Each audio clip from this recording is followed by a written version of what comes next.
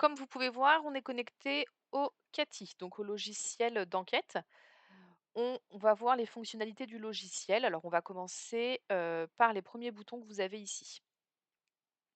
Premier bouton ici, c'est la pause, d'accord? Donc ça, c'est à la demande du superviseur. Pause débrief, on clique sur la pause, on se met en pause débrief, on fait OK et ça nous met en pause débrief. Vous avez ici un petit combiné qui est grisé.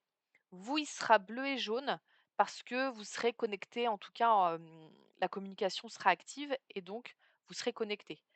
Là, il est grisé parce qu'on est en mode test. Il faudra toujours cliquer dessus pour qu'il soit grisé afin de couper la communication, et que vous n'ayez pas de fiche pendant que vous êtes en pause débrief, d'accord?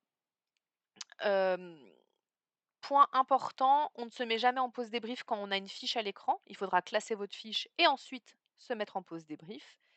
Et lorsque le débrief est terminé avec le superviseur, quand vous enlevez la pause débrief, il faut tout de suite prendre un appel. Il ne faut pas se déconnecter pour que votre débrief soit comptabilisé.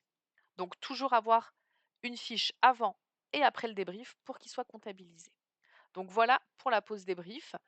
On n'oublie pas que c'est à la demande du superviseur et si vous avez, vous, des interrogations, des questions, il faudra envoyer un message.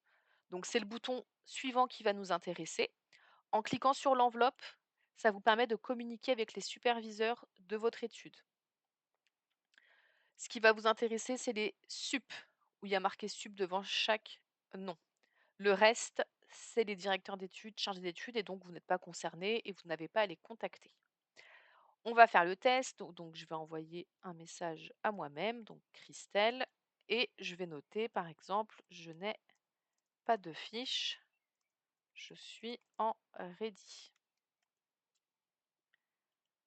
Message envoyé, le superviseur reçoit le message. Et ensuite, le superviseur va vous répondre.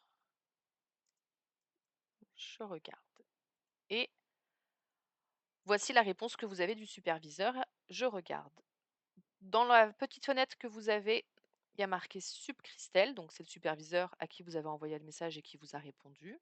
En tout cas, c'est l'information qu'on a ici. Vous aurez toujours le nom du superviseur et le message. Une fois que vous faites OK, le message disparaît et vous ne pouvez plus avoir accès au message. Vous pouvez laisser tous les messages sur vos écrans tout au long de la journée et quand vous allez vous déconnecter en fin de journée, les messages disparaîtront. Si je fais OK, j'ai plus accès aux messages.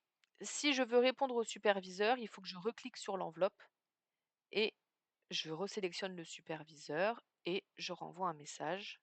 Par exemple, je réponds OK. Et voilà. Donc ça, c'est pour les messages. Dans le message que j'ai envoyé au superviseur, je dis que je n'ai pas de fiche et que je suis en ready, donc c'est le petit message qu'on a ici. Ça, c'est important quand vous allez vous connecter, vous allez commencer les appels. Donc au début, quand vous allez vous connecter, il y aura toujours ce message ready, puis au bout de 30 secondes, les appels se lancent et vous avez des fiches.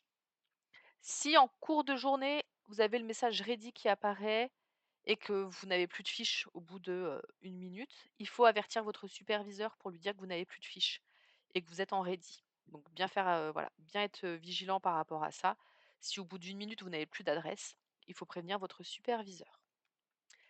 Dernier bouton qui va nous intéresser, c'est la croix et ça vous permet de vous déconnecter. Donc on se déconnecte pour les pauses au cours de la journée, pour la pause déjeuner et en fin de journée. Croix, on fait oui et on est déconnecté du logiciel. Donc voilà pour l'utilisation du CATI.